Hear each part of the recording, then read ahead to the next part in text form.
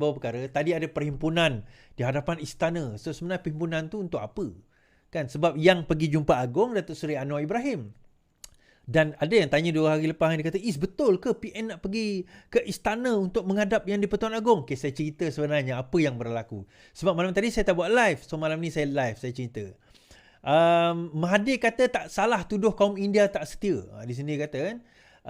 Kenapa mereka berkumpul? Okay, kita ingat. Masih ingatkah kisah kerajaan gagal Merah Putih dan kisah pendakwaan isteri Daim Zainuddin? Okay, so kita insyaAllah kita akan bersama untuk kita nak dengar cerita hari ini. So kita mulakan dengan cerita berikut. Sekejap.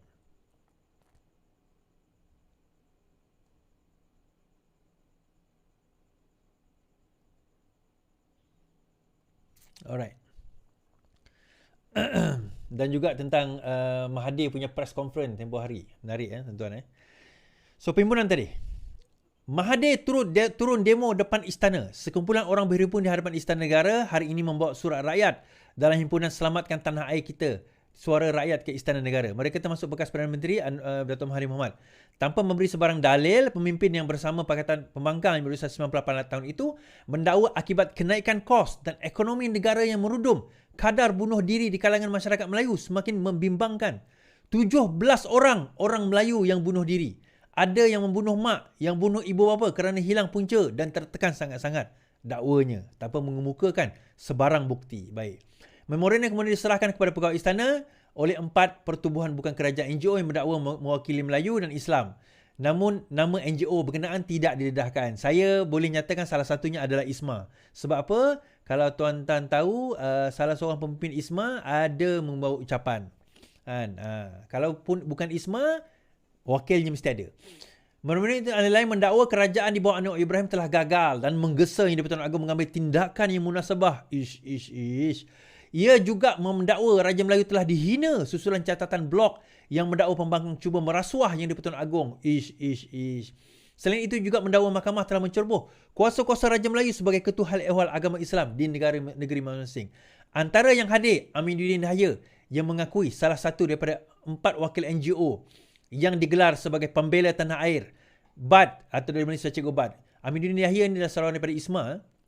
Cikgu BAD berkata, isu ketidakharmonian kaum dan ketidakseimbangan politik negara ini adalah hasil apa yang dipanggil sebagai AZD, iaitu Anwar, Zahid dan DAP.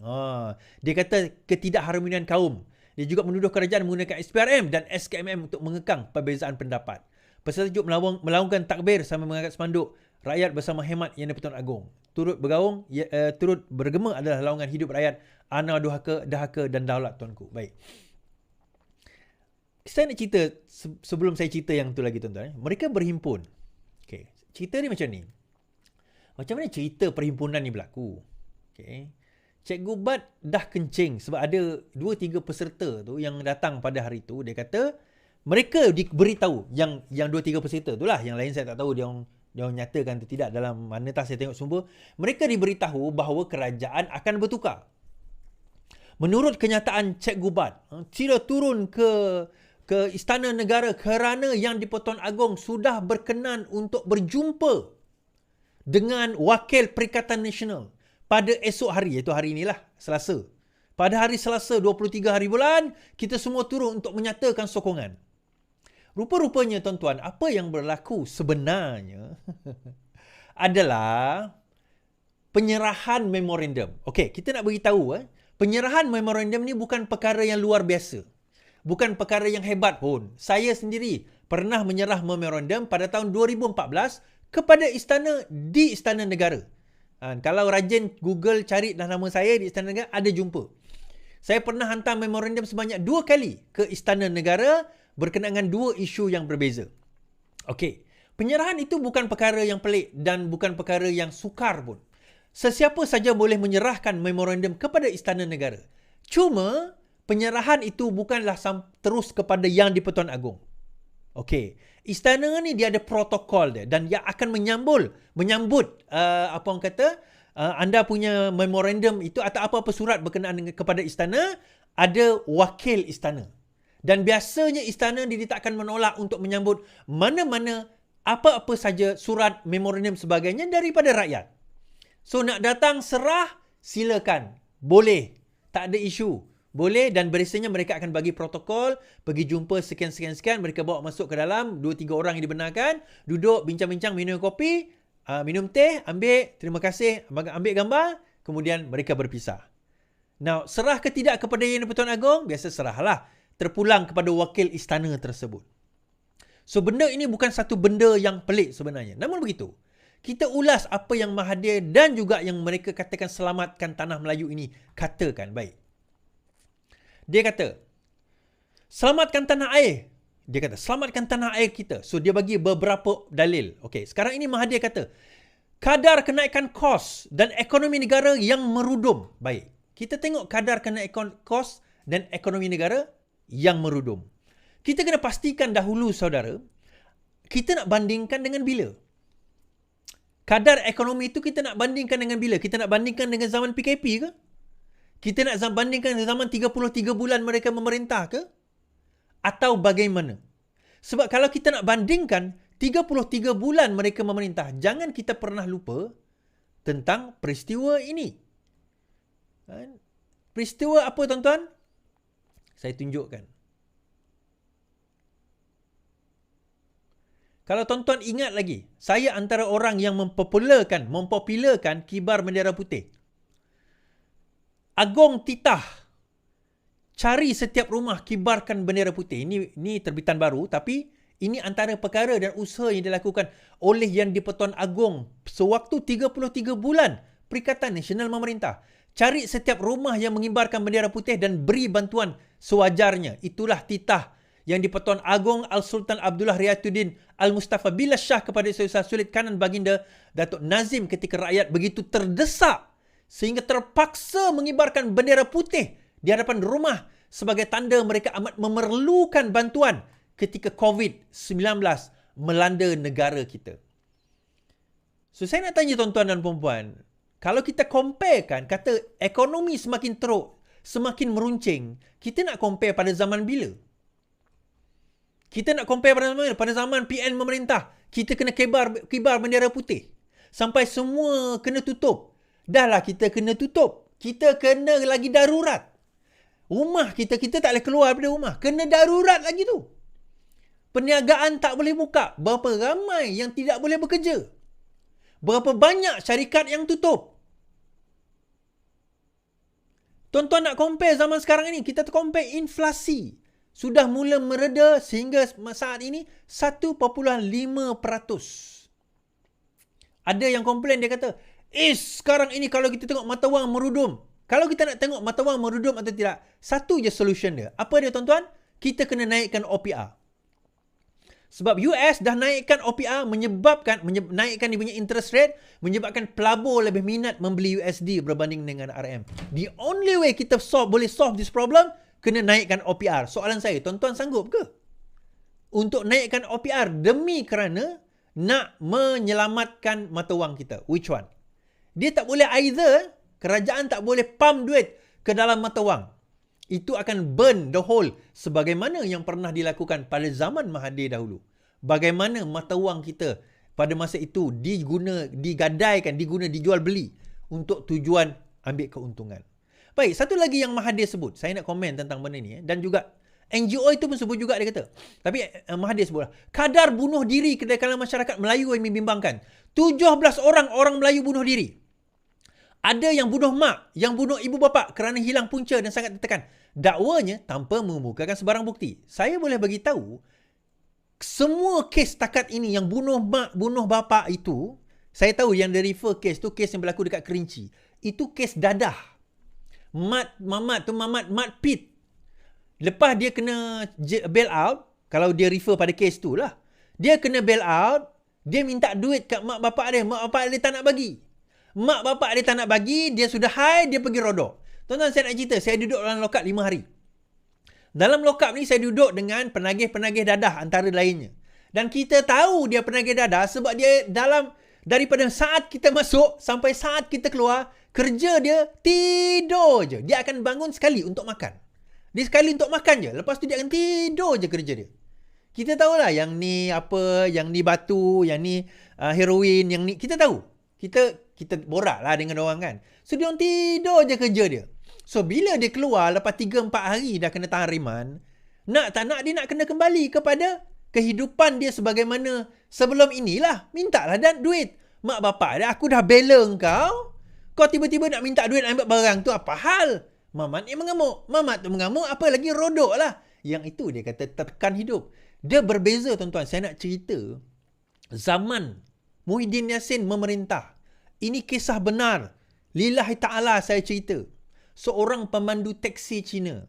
Pada masa itu dalam Facebook lama saya ada seorang lelaki lah. Dia mesej saya, dia kata, Iswardi, ada seorang pakcik ni, dia tak dapat ride, dia pemandu teksi daripada KLIA. So dia tak ada rider, dia tak ada pendapatan dah sebab tak ramai naik kapal terbang. Dia tak tahu punca pendapatan. Dia tak balik rumah sebab dia tak ada duit nak bagi kat keluarga dia. Boleh tak Iswardi bagi tahu dengan kerajaan? Boleh tak Iswardi bagi tahu dengan pemimpin? Tolong, mana yang boleh? Saya kata, saya tak boleh bantu sebab saya terlalu jauh. Tapi saya boleh kabarkan kepada kawan-kawan yang mana dekat area Sepang. Saya sudah bagi tahu kawan-kawan saya dekat area Sepang, bagi tahu dengan keadilan, tolong bantu pakcik ini nama sekian, dia Chinese guy lah, nama sekian dan sebagainya, tolong bantu sebab dia tak ada pendapatan langsung. Langsung tak ada pendapatan. Duit minyak pun dia kena pinjam kawan, dia dah malu dah pinjam kawan dah. Kawan dia pun kata, kami tak mampu nak bagi duit dah, kami pun tak ada pendapatan. Sebab ingat tak, pada masa itu negara tutup tuan-tuan. Ada flight terlalu jarang. Selang beberapa hari, saya tak sampai seminggu, pakcik tu mesej saya balik. Sayang, saya punya Facebook tu dah kena hack. Jadi saya tak boleh buka ada akaun Facebook lama saya. Kalau tak, saya boleh cari mesej tu. Dalam akaun Facebook tu dia kata, Iswardi minta maaf, saya nak bagi tahu pakcik itu sudah bunuh diri. Gantung. Lepas tu dia hantar gambar kat saya. Dia hantar gambar pakcik tu sebab ada orang ambil gambar kan. Ambil gambar pakcik tu gantung diri. Dekat mana tuan-tuan? Dekat hentian yang dia berhenti tu. Dia gantung diri kat situ. Ini zaman bila? Zaman bila dia nak refer zaman sekarang ni, dia kata ada orang bunuh diri. Ini saya bawa cerita yang kita tahu, yang saya tahu. Tuan-tuan tahu berapa ramai yang tertekan, yang hampir nak bunuh diri, yang jadi gila, yang bunuh diri pada zaman 33 bulan PN memerintah tuan-tuan. Dia nak compare zaman tu dengan zaman sekarang. Dia boleh bawa bukti tak bahawa zaman sekarang ini lebih ramai orang bunuh diri berbanding 33 bulan tersebut. Tapi of course lah, walaupun dia akan terima je fakta ini bulat-bulat. Ramai bunuh diri. Saya teruskan tanpa mengemukakan sebarang bukti. Baik. Kemudian mereka menghantar memorandum. Dia kata mendakwa kerajaan Anwar Ibrahim telah gagal dan mengambil tindakan yang munasabah kepada kepimpinan negara. Ia juga mendakwa Raja Melayu telah dihina susulan catatan blok yang mendakwa pembangkang cuba merasuah yang di-Pertuan Agong supaya tukar kerajaan. Soalan kita, siapa yang memulakan cerita bahawa kerajaan ini akan bertukar? Saya tanya soalan pada tuan-tuan. Tuan-tuan dapat tahu, dapat berita mengatakan kerajaan ini akan bertukar daripada mana? Adakah daripada kami, cyber trooper kerajaan, ataupun daripada cyber trooper pembangkang? Jadi kalau datang daripada pembangkang seperti Papagomo, Papukari, even Raja Petra yang terbuang itu, kenapa tiba-tiba kerajaan Anwar yang dikatakan derhaka? Agong dah bertitah, tidak ada lagi tukar kerajaan. Siapa yang ia kata nak tukar kerajaan? Bila taktik mereka tidak berjaya dalam sidang akhbar Tun Mahathir semalam, dia kata, kalau Anwar berani anak jantan, bubar parlimen. Dia ingat apa? Dia kata dia yang cukup jumlah. Tapi kenapa Anwar yang tukar parlimen? Kan? Kenapa Anwar pula yang tukar parlimen? Kemudian yang menarik tuan-tuan, ni, saya nak baca ni. Cikgu Bat kata, isu ketidakharmonian kaum dan ketidakstabilan politik adalah hasil daripada Anwar Zahid dan DAP. Oh, dia masuk juga DAP kat situ. Tapi, tuan-tuan, siapa yang bercakap tentang kaum India tidak setia? Saya nak tanya tuan-tuan ni. Siapa yang bercakap mengatakan kaum India tidak setia? Saya baca ni. Polis siasat lebih sejam, teruk jadi Tun, keluh Mahathir. Polis mengambil tindakan bekas Menteri Tun Mahathir sejam di Yayasan Kepimpinan Perdana Putrajaya. Ia bagi membantu siasatan berhubung kenyataannya yang mendakwa masyarakat India Malaysia tidak setia sepenuhnya kepada negara kerana mereka masih terikat dengan negara asal mereka. Saya diberitahu bahawa ada 18 orang membuat laporan polis terhadap temu bual saya di TV di India. 18 orang bukan buat surat akuan bersumpah. Mereka cakap saja dengan polis. Maka saya disesat. Saya kena buat keterangan. Jadi tone ni lebih teruk. Tak boleh cakap pun. Jadi saya nak tahu sama ada saya boleh cakap atau tidak. Saya rasa dah nyanyuk dah orang tua ni. Dia kata, saya diberitahu ada 18 orang buat laporan polis. Jadi saya kena siasat. Jadi tone teruk ni sebab saya kena siasat. Dia kena siasat bukan sebab dia tone. You see macam mana dia nak belit tau ayat tu. Dia kena siasat bukan sebab dia tone. Dia kena siasat sebab kenyataan dia mengatakan kaum India tidak setia. Cikgu Bat kata bahawa ketidakharmonian itu disebabkan oleh Anwar, Zahid dan juga DAP. Tetapi yang mengatakan India tidak setia itu siapa? Orang yang berdiri di sebelah Cikgu Bat tu iaitu Tun Mahathir. Kenapa Cikgu Bat tak komen bab itu? Faham tuan-tuan? Faham tuan-tuan? Tuan-tuan faham. Tuan-tuan orang yang bijak. Saja je saya nak buat benda ni. Dia kata jadi Tun tak boleh cakap. Saya tak boleh cakap lah benda ni. Dia kata. Okay. Kemudian dia kata kat sini, dia komen. Dalam negara ini kita kata kita bebas. Kenyataan saya dalam temu bual itu cuma pandangan saya. Katanya. Now, adakah itu pandangan atau itu satu tuduhan? Pandangan dan tuduhan dua benda yang berbeza tau. Pandangan berdasarkan kepada fakta, berdasarkan kepada butiran bukti, berdasarkan kepada analisa-analisa yang khusus. Tuduhan adalah tuduhan tanpa bersandarkan kepada apa-apa. Dan dalam debate itu dia panggil Hayes generalization. Satu generalization, satu kata keumuman yang terlalu umum dan bertujuan untuk merendah-rendahkan satu kaum. Soalan saya, siapa yang menyebabkan ketidakharmonian dalam isu ini? So kalau kita tengok dekat sini dia kata bahawa ketidakharmonian disebabkan oleh Anwar, Zahid dan DAP. Padahal yang menyebabkan tidak harmoni itu berada dekat sebelah dia. Tuan-tuan, saya nak tanya. Siapa yang terlalu memperjuangkan ekstremis Melayu dan Islam ini sehingga menidakkan dan menindas kaum orang lain? Siapa? Kalau bukan daripada parti mereka sendiri. Kita tak boleh menafikan perkara ini. Jangan kata orang bukan Islam. Yang Islam pun kena kafir, tuan-tuan. Tetapi yang menariknya, dalam mereka berhimpun tu, dia orang ingatkan berhimpun, hantar SD boleh tukar kerajaan. Itu yang dia orang tu nama mai tu. Rupanya dia orang dah kena kencing. Itu sekadar hanya hantar memorandum. Kebetulan pula, pada masa itu Datuk Seri Anwar Ibrahim jumpa dengan Yang di-Pertuan Agong buat kali takhir. Akhirnya, Agong terima menghadap PM untuk mesyuarat pra-kabinet terakhir. Yang di-Pertuan Agong, Sultan Abdullah Irayatuddin Al-Mustafa Billah berkenan menerima menghadap Perdana Menteri Datuk Seri Anwar Ibrahim untuk mesyuarat pra-kabinet di Istana Negara petang ini. Istana Negara menulis catatan di Insta dan Facebook memaklumkan sesi itu juga cukup istimewa buat kedua-dua pemimpin, khususnya Al-Sultan Abdullah, kerana ia adalah mesyuarat terakhir sebelum Seri Paduka Baginda menamatkan tempoh pemerintahan pada 30 hari bulan Januari ini. Sejak menaiki tahta Yang di-Pertuan Agong, Baginda berkenan berangkat menghadiri mesyuarat pra-kabinet sebanyak 160 kali termasuk hari ini dengan 4 Perdana Menteri. Turut hadir adalah KSN Tan Sri Muhammad Zuki Ali. Mesyuarat pra-kabinet yang pertama ialah 13 Februari 2019. Mesyuarat itu adalah aktiviti mingguan dan rutin utama untuk berbincang dan bertukar pandangan mengenai urusan negara. Tuan-tuan, pengikut PN sudah kelencun kena kencing. Katanya nak pergi ke Istana Negara ni, kita nak tukar kerajaan ni. Kita nak tukar kerajaan. Rupanya dia pergi hantar Datuk Seri Anwar Ibrahim pergi jumpa sending off Yang di-Pertuan Agong untuk ganti kepada Yang di-Pertuan Agong Sultan Johor yang siri pra-kabinet yang terakhir rupanya, tuan-tuan. Rupanya dia orang pergi ke sana untuk hantar memorandum. Ingat, kan hantar SD. Kena kencing, lencon.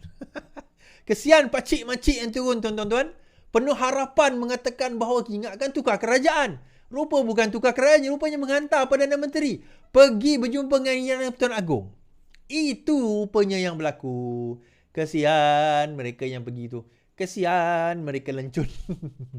Disebabkan oleh itu, tuan-tuan, menurut polis, Ketua Polis Negara terima laporan tentang cek gubat. Saya tak habis ni.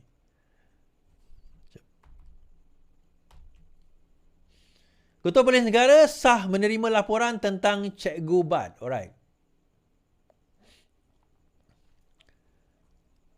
Kuala Lumpur, Ketua Polis Kuala Lumpur Datuk Aliuddin Abdul Majid mengesahkan pihaknya menerima laporan berkaitan dakwaan oleh Cik Gubat bahawa 3 daripada wakil PN telah dipanggil menghadap Yang di-Pertuan Agong pada hari ini. Beliau berkata kes itu akan disiasat dan dikendalikan oleh unit siasatan jenayah terkelas Bukit Aman. Aliuddin berkata demikian kepada bernama mengenai laporan polis yang dibuat oleh seorang individu di Balai Polis Travel semalam terhadap Cik Gubat atau Badul Hisham. Kenyataan Cik Gubat didakwa dibuat dalam sebuah video berdurasi 52 saat yang menerusi aplikasi TikTok bersama alias official. Laporan itu sudah menafikan dakwaan Cik Gubat dan menyebabkan sebuah kenyataan tidak tepat serta meminta polis mengambil tindakan lanjut. Dia kata bahawa seolah-olah dalam laporan tersebut 3 orang ahli PN akan menghadap Yang di-Pertuan Agong, seolah-olah nak mengindikasikan, kalau tuan-tuan tengok video tu, kita sudah menang, kita 3 ahli Perikatan Nasional akan berjumpa dengan Yang di-Pertuan Agong, akan tukar kerajaan. Lebih kurang macam itulah bunyi dia. Seolah-olah indikasinya demikian. Rupanya pergi hantar memorandum. Untuk makluman tuan-tuan dan perempuan juga, saya hari Khamis ini dipanggil oleh polis untuk memberi satu keterangan berkenaan dengan wacana di Sinar Harian tempoh hari berkenaan dengan langkah Dubai. So saya akan bagi keterangan tersebut di IPD Ceras pada hari Khamis ini, insya-Allah. 25 hari